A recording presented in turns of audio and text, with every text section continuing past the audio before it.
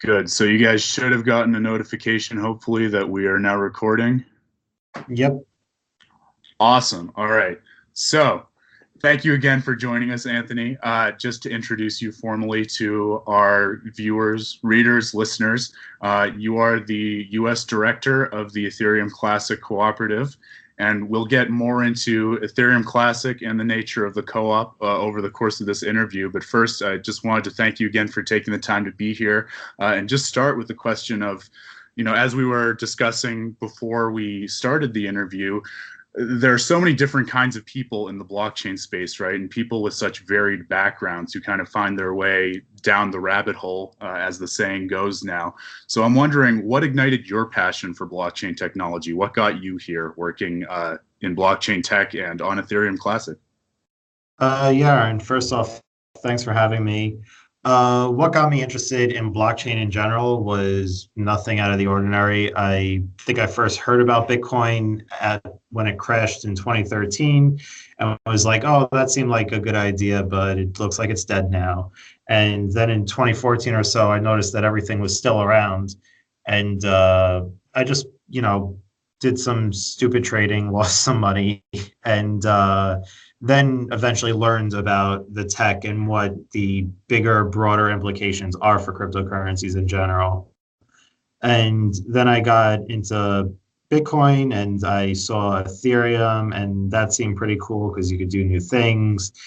And then when the hard fork happened and Ethereum went and decided to reverse the DAO attack, is when I just started supporting and volunteering on ETC. And then eventually in February of last year, I took a full-time position at the ETC Cooperative to just support the ETC ecosystem like I have been, except maybe make some money, make ends meet rather than just volunteering my free time. I always like it when other people say that they discovered crypto and then lost a lot of money on it, because that makes me feel better about my own portfolio, especially right now. But let's talk about that DAO hack and the fork, because one of the things that's really interesting when I think about your place specifically in the crypto ecosystem is that you have been with Ethereum Classic basically since it came into being, right? So I'm wondering if you could just give me some background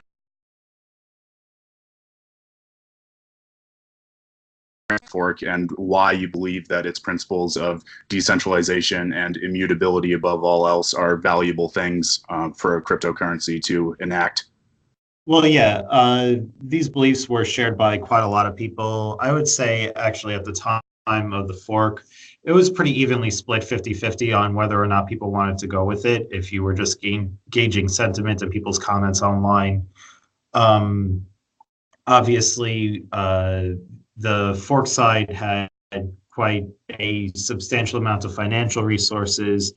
And in the first week or two, I thought that all of Ethereum was going to have to go this way. And then I found out that somebody was actually running Ethereum Classic. And so I joined the Slack, and I found that there were quite a lot of people there that believed the same things that I did about cryptocurrencies in general, that they need to kind of be these things that just function as they're programmed, as rules were agreed to, and that they don't change rules like that, because you end up in a situation where the members of your bank can vote on your bank balance. Would you really want everybody to within your particular bank to be able to say, oh, Aaron did something bad, and yeah, we just looked at it for 5 days and we agree Aaron did something bad, and we're going to just take all of Aaron's money away. Maybe you did do something bad, maybe you didn't, but we don't believe that it should function in that particular way. And that's kind of why I personally have been supporting ETC. And you'll see there's quite a lot of very good reasons to support things like immutability, things like censorship resistance in particular, throughout the space. And even in the largest cryptocurrency there is, in Bitcoin, you see that very, very strongly. And I think that that's something that Other cryptocurrencies are going to exist and people are going to have different needs and wants out of them. So it's very important that we keep those principles in our other cryptocurrencies, from my point of view. Sure, that makes sense. So let's dive into this idea of immutability a little more, right? Because one of the things that I struggle to understand as I think about these concepts in crypto is just how far they go and the extent to which we ought to adhere to them, right? Because on the one hand, immutability sounds like things should never be changed. On the other hand, you read some of the discourse around the DAO fork and what you just mentioned about the decision being made in about 5 days, right? And that leads me to wonder whether the idea is things should never be changed or things should just be changed very slowly and conservatively, right? It's interesting context for me to be thinking about this, because when we enabled Ethereum Classic on SFOX, it was actually at the same time that we enabled Bitcoin SV, right? Which, as you probably know, is all about bringing Bitcoin back to what that camp believes is the original vision of it as outlined in Satoshi's white paper and his other early writings, right? And so that leads me to wonder, right, would Ethereum Classic almost be a kind of Vitalik's vision in terms of just enacting the original vision of Ethereum and keeping it that way? Or is it more about just, yes, we're going to make changes over time, but they're going to be very conservative and slow-moving changes? Yeah, I mean, okay, so there's a couple of things there. One, you'll see in the Bitcoin community, NETC, and other communities that we don't actually have a leader or a centralized source of ideas. And that's a really important property that we're trying to maintain. When you look at things like Bitcoin Satoshi's vision, for example, they are very much appealing to authority. They're very much wanting to go with whatever their readings of the Gospel of Satoshi are. And that's not actually something that we share. There's quite a significant amount of differences there.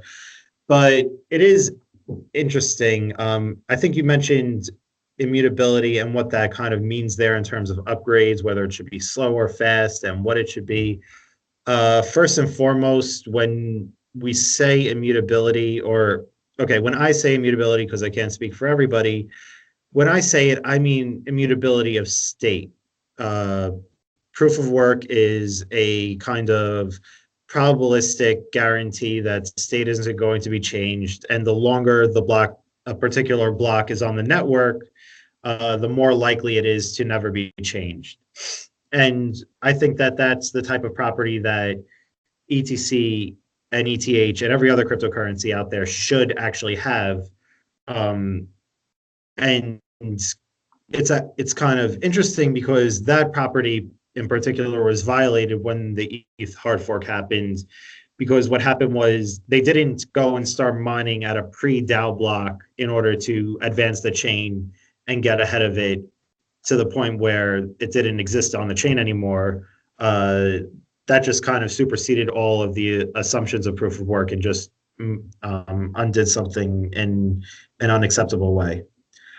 And so when you say immutability, sometimes people think that means like the blockchain is never going to upgrade, it's going to get stale, it's going to get old.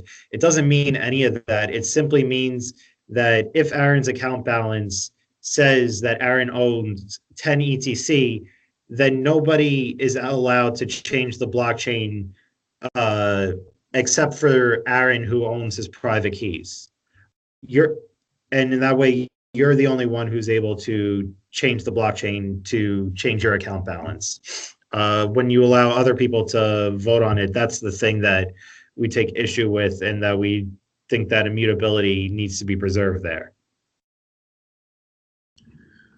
That's really helpful context, especially the specific kind of immutability that you have in mind. But that leads me to another topic that I'm really interested in, because I noticed, Anthony, that you were very careful to say that's immutability how you see it, right? And in your writings, especially about issues like decentralization and immutability, right, you emphasize that the community of blockchains such as Ethereum Classic ought to be decentralized, and that therefore you can't speak for anyone other than yourself, which is a really interesting idea to me, right? Because on the one hand, I can kind of see the appeal of that, but on the other hand, I wonder whether a blockchain with truly decentralized leadership, as it seems you envision ETC, can really develop with the kind of cohesion that a blockchain or really any kind of project with more centralized leadership can, right? I found even in my own research trying to learn about ETC that it was much harder to dive into it and understand the collective ecosystem than with a more centralized blockchain, because there are just so many different projects and so many people in the mix with it, right? So I was wondering if you could just speak a little bit to that notion you have of decentralized leadership and decentralized communities, and why you believe that it's a good and productive thing for blockchains like ETC. Yeah, I would say, I mean, that's a really good point. Obviously, any small centralized project is going to be able to move faster and implement whatever particular vision or goal they want to do. But there's a lot of weaknesses that are inherited there. There's a lot of unfairness, a lack of equity between members participating in it, because, when you run a centralized program, you end up beholden to whatever the developers decide to change or do about it.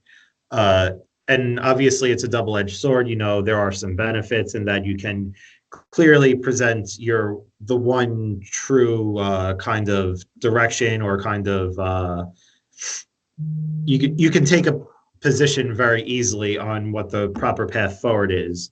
Whereas something like ETC or Bitcoin, you don't get that convenience, but what you get in that is you get a substantial amount of strength in the lack of dictators, and in the lack of having a central core party that can control every part of it. And I think that's really interesting and important. I'm not talking about any blockchain in particular, but I do think that in general, the more decentralization the more distribution you can get in your community, the more you can give people recourse in the event of a bad action, a disagreeable action taken by one party, the better off it all is. Let me just push on that a little bit, right? Because, I think looking around in the crypto world, one of the things that is really interesting to me, and I think challenging, is exactly what you alluded to in terms of the de facto dictators of the community, right? Especially when we live in an age where so much crypto discourse is born out over like places like Reddit or Twitter, where there are just these giant figures who wield so much influence, right? But then on the other hand, I wonder, looking at other models of governance, right? Not even within crypto or blockchain, but even think about, democratic governance like the US, even though, the US with its government shut down right now is maybe not the best example of that. But imagine, right, some sort of government structure where it does seem like there are defined and somewhat centralized authorities, right? Whether that's, the president or the House or the judiciary branch. But when it's working well, right, the notion of democracy, right, is that there is this firm structure in place that represents the interests of everyone in a reasonably fair way, right? So do you imagine that there could eventually be that kind of middle ground, let's call it, in a blockchain community where there is a kind of defined and centralized government that does a good job of representing everyone's interests? Or do you really believe that in order for blockchains to fulfill kind of the underlying vision of the technology, the governmental structures and communities have to be truly decentralized? Well, I guess it depends. So Funny enough, when I was in Singapore in September, and even though I found it to be like a more uh, kind of like Vegasy atmosphere, I I thought it was really nice in how well kept everything was and how neat everything was. And from a general standpoint, beyond just the aesthetics, you could say Singapore is great. And Singapore has a benevolent dictator, and benevolent dictators sometimes work out really, really well, for short periods of time. And then the benevolent dictator gets corrupted, or the benevolent dictator's son or grandson, all of a sudden things change and having a dictator isn't so great anymore. Um, and I don't know where was I going with that. So in general, I think that yes, there are centralization does make certain things easier. There's no arguing that. It makes both good and bad things easier, though. And what I would say is, in general, when you look at projects throughout the cryptocurrency space, you will find that the overwhelming majority of them are centralized. The overwhelming majority of them have kind of a very small group that can just steer the entire direction without much recourse to anybody else. And if you're looking for the opposite of that, if you're looking for a cryptocurrency that says, no, this isn't the way that it should be governed, this isn't the way that this should happen, then they're few and far between. And it's really, I, I think there's the market space or the market opportunity for, or maybe not market, but the mindshare opportunity for decentralized cryptocurrencies, for ones that where there is no one true owner, is actually there's a lot of potential there, and that's really what we want to try and do. Is we want to push for that potential to get people to better understand that centralization isn't the only option, and in something like a cryptocurrency that, if we're ever successful, will have immense amounts of people using it. It's vitally important that we avoid that type of centralized structure where one government can have an undue influence over the monetary policy. We already see that. We see that with USD, for example. If the US doesn't like you, they don't even need to pass laws against you. They don't need to go to war with you. They just need to cut you off from their banking. Yeah. Interesting perspective for sure.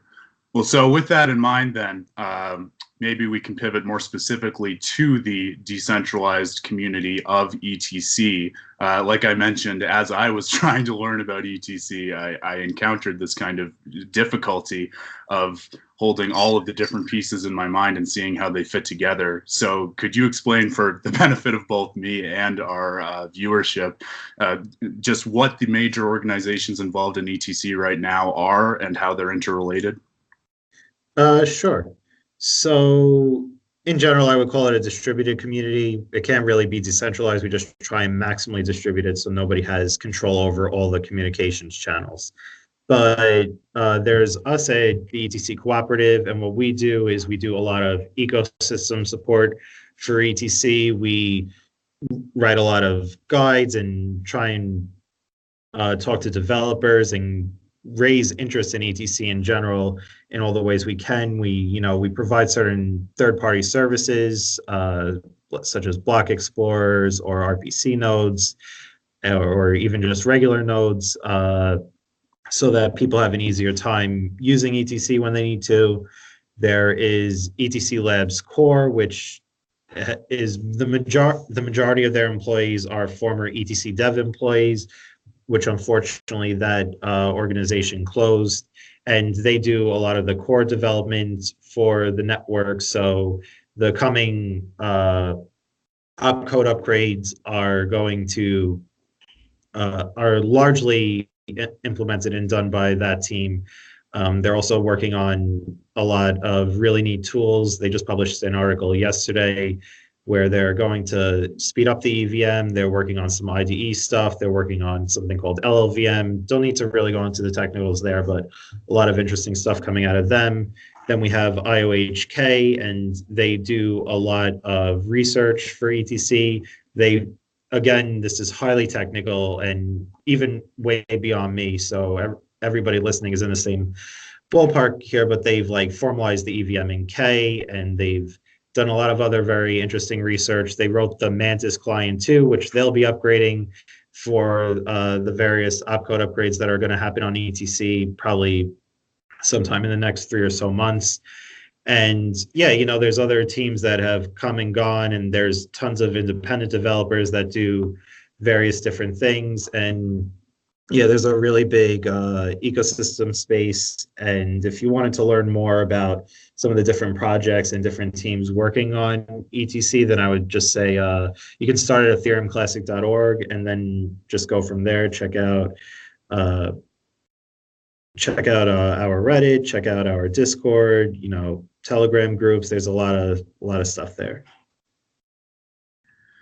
So you mentioned there that there are teams that have come and gone, right? And in particular, maybe most notably in recent times, ETC Dev, unfortunately, as you said, had to shut down on December 3rd, right? And then just yesterday, ETC Labs announced that they're launching this new initiative, ETC Labs Core, right? So I'm wondering, is it part of the distributed nature of ETC that we should expect these kinds of institutional turnovers over time, or do you see that as a symptom of something else?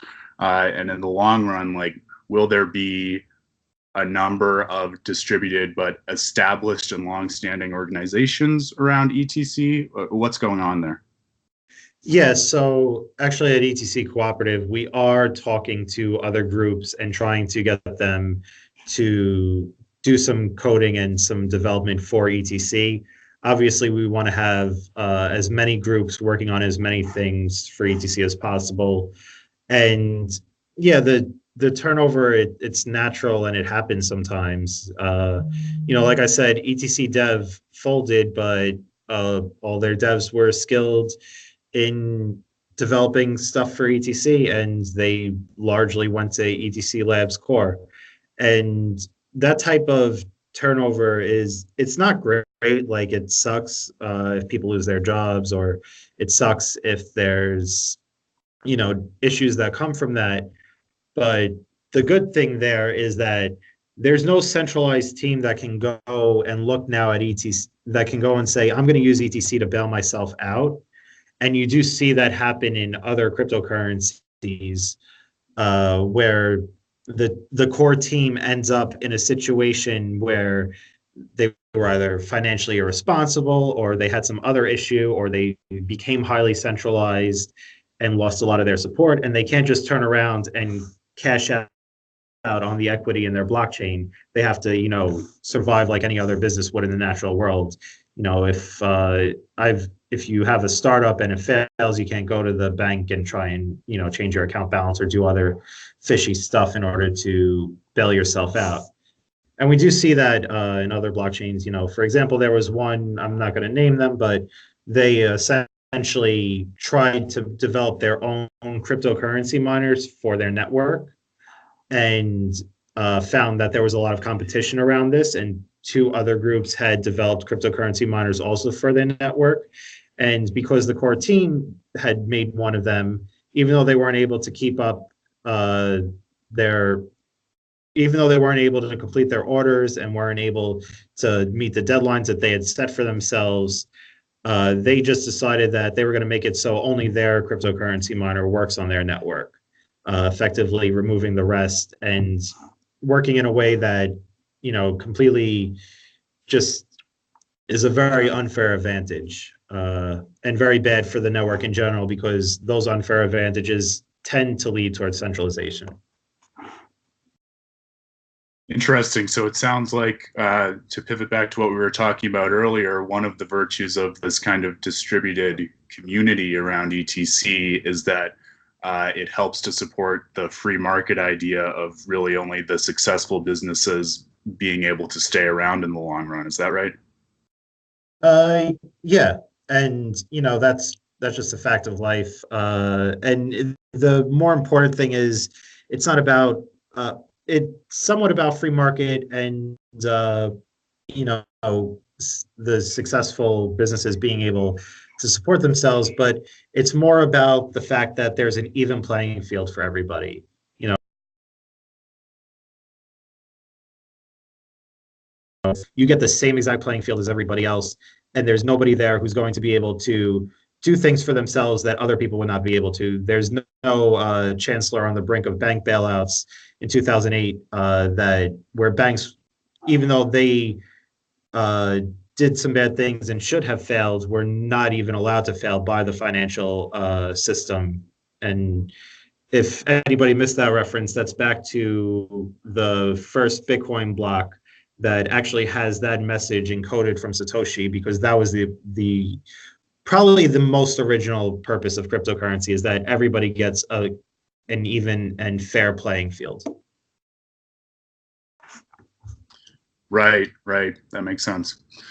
So I do want to dive more into the details of ETC, but maybe while we're on the subject of the organizations of ETC, we could dive more into the details of the one in which you're involved, that is the ETC Co-op, right? So just looking, on the website, when ETC Co-op talks about how it was founded, it says that Grayscale agreed to contribute a third of the Ethereum Classic Investment Trust's management fee to the co-op for 3 years from April 2017 onward, right? And so that makes me wonder, as we're talking about sort of the transience and turnover of organizations, is the Ethereum Classic Co-op just intended to be a temporary organization for 3 years or so? And if that's not the case, how does it plan to fund its operations after that initial appropriation ends? No, we intend to operate for much longer than that. So the 3 years is kind of somewhat guaranteed starting money where it can really help to bootstrap the ETC cooperative, but we are now a 501c3 nonprofit organization. So we're going to be essentially looking for donations and other forms of funding to keep us going. And yeah, we have no intention of stopping anytime soon.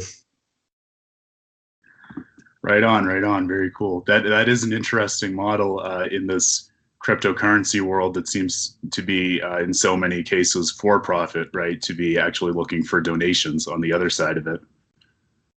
Yeah, and without selling a token. That was a mean dig. Fair enough. Um, in terms of fiduciary responsibility, right? Some of our team members were wondering whether the co-op is in fact a fiduciary to anyone or to ETC. Like, are you bound by any actual legal responsibilities to make prudent investments, or is that more of just a principle that you're trying to uphold? We're only supporting the ETC ecosystem. We don't give financial advice to anybody. I even personally don't give out financial advice in general. So yeah, we're not selling ETC. We don't hold any substantial amount of ETC, and we're not trying to encourage people to do anything with ETC financially. Whatever they do is up to them. We just want to support the ecosystem and help it develop and mature and keep these core principles of the ecosystem alive. Got it. Got it.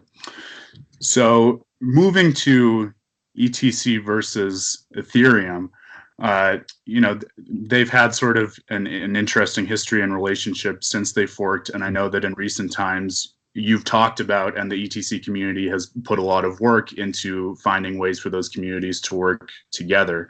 So as it stands right now and looking ahead, how would you say that ETC and Ethereum differ in their approaches to security, immutability, these other core principles that define a blockchain? Yeah, so I mean, the major way we differ right now is Ethereum is going to go proof of stake and ETC is going to go proof of work. And those are two completely different kind of consensus mechanisms and security mechanisms. And I would say that's the major way we disagree. But also, Aaron, to your point, I consider quite a good deal of people, quote unquote, in the Ethereum community to be friends at this point. So yeah, there's definitely been a lot of I guess healing between the two communities since the fork. We disagree quite a lot on ideology in some cases, but I think one of the interesting things is when somebody's my friend, I have a much easier time convincing them of my point of view than I do if they're my enemy. So I'm looking to hopefully see that all continue.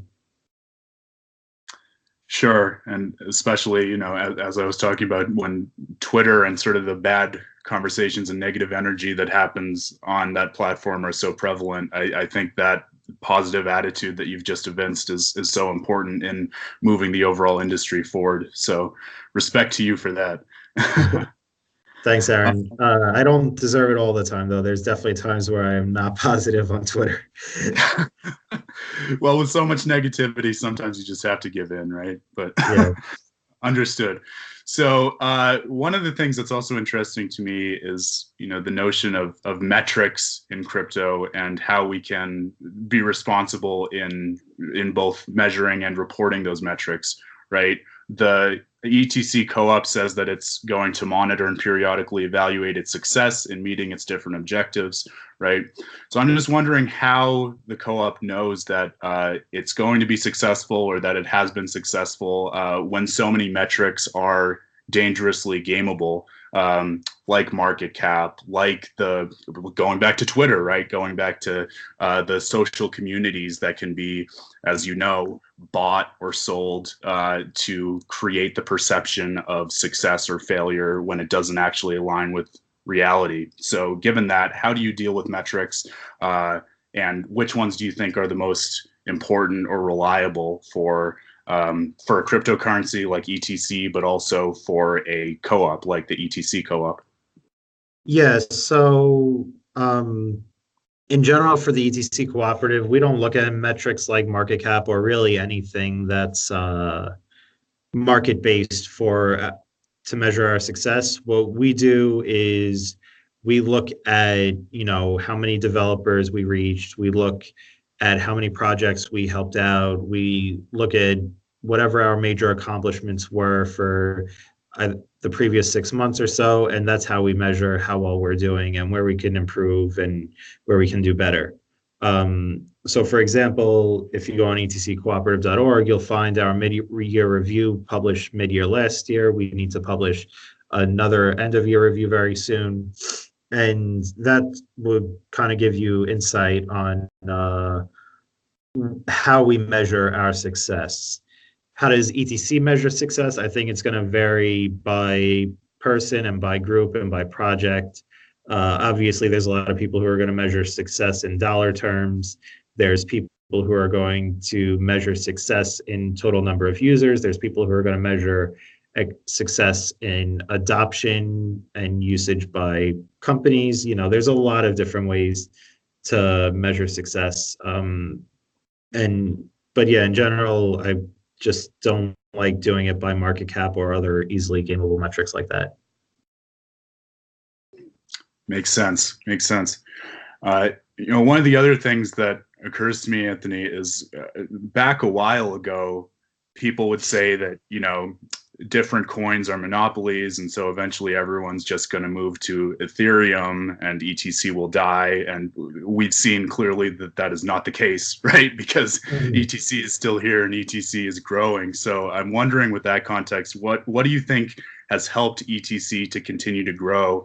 And how do you think ETC will find the way forward to continue to grow and compete from here on out? ETC has a very strong contingent of passionate supporters, and they've definitely helped us grow. In general, I think just sticking to your guns and delivering on what you said you were going to deliver on is vitally important and helps you grow and succeed in this industry. As far as cryptocurrency surviving and dying off, I mean, I don't know. I think there's quite a great deal of cryptocurrencies that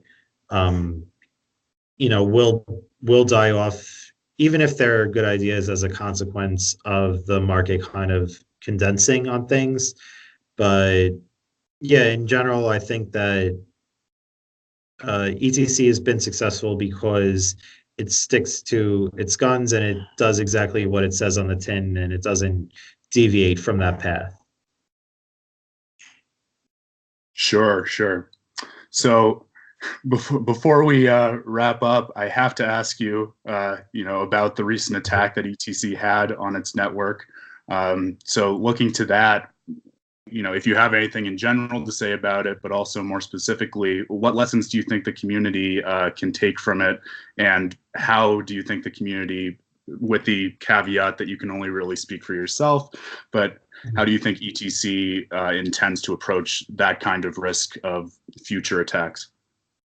Yeah, I mean, for myself, we intend to approach it by essentially following the same rules that ETC always has. We are going to definitely step up monitoring of the ETC blockchain, and or maybe not ETC Cooperative, but many people in the community. And then on top of that, we're looking at ways to defensively mine or ways to mitigate 51% attacks. So one of the very interesting things about a 51% attack is that when you look at exchanges in general, the amount of confirmations, the amount of blocks they wait before considering a transaction final varies quite a lot. So on Bitcoin, for example, you'll wait 2 confirmations. And if you had the hash power, you could undo 2 Bitcoin transactions with about $80,000 worth of Bitcoin. Or you could spend, another 120,000 and kind of guarantee that your blockchain gets ahead and removes the old transactions, and you could double spend in exchange. $120,000 isn't that much when the payout is substantially higher, is in the tens to even hundreds of millions. But when you look at ETC, for example, people will wait about 75 or so confirmations, and that amounts to $1,500, $2,000 worth of mining, and that's a substantial decrease in the total security of your deposits. So what we've really been encouraging people to do is to actually increase confirmations for ETC, make sure that deposits take longer, because the longer a deposit takes, the more it costs to undo it. And if it costs more to undo the deposit than the attacker is going to get back, then it's just not worth it. And we really just want to see exchanges at least use the same amounts of security that Bitcoin has, for example. So for ETC, we've been suggesting that people wait, 2,500 to 5,000 or so confirmations, especially depending on the value of the transaction. If it's a low value transaction, you can wait less. If it's a high value transaction, you can wait more. And I think educating people on that particular property of proof of work is very important too, because I think a lot of people don't realize that confirmations can sometimes be undone rather trivially if you don't wait enough of them. Yeah, interesting. So it sounds like the future security of ETC and other cryptocurrencies, I imagine, depends on the entire ecosystem working together, right? Miners, but also exchanges in terms of how long they decide to wait, how many confirmations, things like that. Is that right?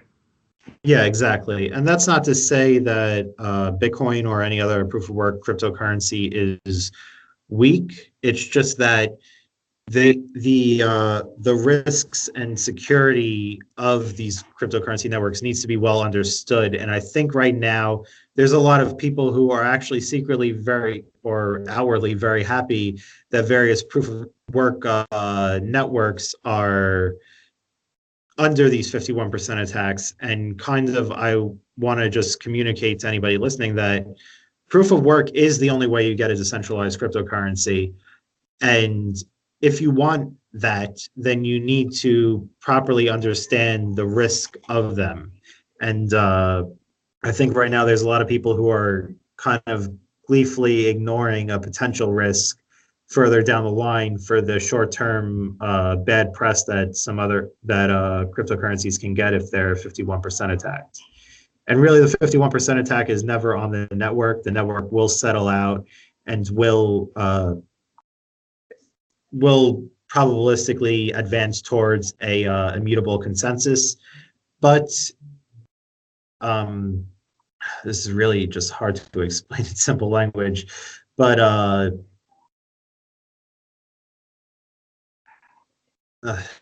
yeah, it's a really complicated issue. Yeah, but the interesting point in there, I think, or one of them is, I think I saw a tweet by Charlie Lee of Litecoin a couple days ago that said, I think essentially what you just said, which is, look, if a cryptocurrency is not susceptible to a 51% attack, then it's not decentralized. And it sounds like you agree with that statement, right? Yeah, exactly. And if 51 and if and so yeah, ETC for example got 51% attacked, but centralized cryptocurrency can get 1% attacked. It can get attacked by an even smaller group of people with even less money. So decentralized is always better. Good perspective. Well, to end on a forward-looking note, Anthony, I'd love to know, just looking ahead to 2019 specifically, what do you think the biggest hurdle that ETC is going to have to overcome is on the one hand, and then on the other hand, what are you most excited about for ETC's development in the coming year? Yeah, I honestly think the biggest hurdle is properly informing exchanges and other people transacting on proof of work cryptocurrencies as to what the threat model is so that people understand how to properly use them. And then the things that I'm looking forward to really are a lot of tools and a lot of development around ETC that should make development a lot easier, should be much more attractive, should maybe get the EVM executing a lot faster so that smart contracts are more efficient and the node syncing is better. Yeah, there's quite a lot of technical level advancement that I'm really hoping to see in ETC this year. Very cool, and we're excited to see it too. Well, Anthony, thank you so much, man. I'll stop recording now.